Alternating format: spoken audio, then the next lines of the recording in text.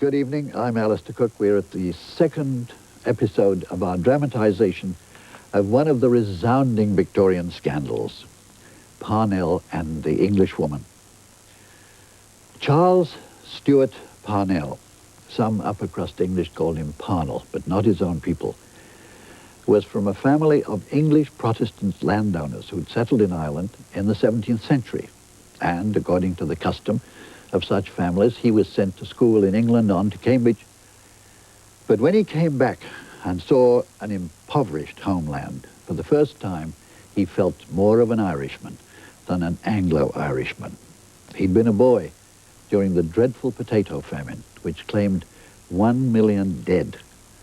And again, the crops were failing, and again ferocious landlords were evicting thousands and thousands of tenant farmers who couldn't pay the rent. Parnell decided that landlordism was the curse of Ireland, and only one thing could banish it: Home Rule, Ireland with its own parliament. So, in his 30th year, he was elected to Parliament as an Irish member. There were about 50 of them then.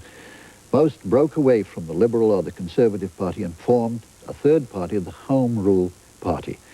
Parnell seized the leadership of it and made it the nucleus of an Irish national movement, and he accepted the support and the money of every kind of person, moderates, Catholic, Protestant, Americans, all the way over, unfortunately, to a terrorist group in Ireland which engaged in every sort of violence, from looting to murder.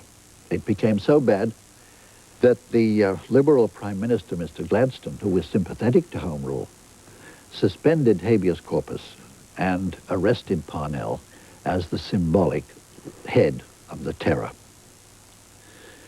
Now, about a year before this, Parnell had met the wife of a retired soldier, an Irish member. She was Kitty O'Shea, and he fell in love with her. And she had made herself, shall we say, available by confiding that she had an arrangement with her husband. He lived in the town, she lived in the country. Parnell visited them, Parnell visited her. And sometime in 1880, the affair discreetly began. You'll have gathered by now that Parnell and Captain O'Shea had, apart from Kitty O'Shea, another thing in common: mutual hatred. O'Shea was a fairly contemptible type. He liked to play the side that paid off. But Parnell could not break with him in public. O'Shea had great influence with the Prime Minister Gladstone's only rival in the cabinet, Joseph Chamberlain, who could deny Gladstone lots of Irish votes.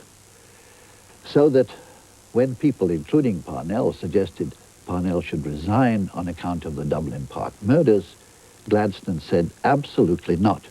How could we Liberals ever win an election without the Irish votes?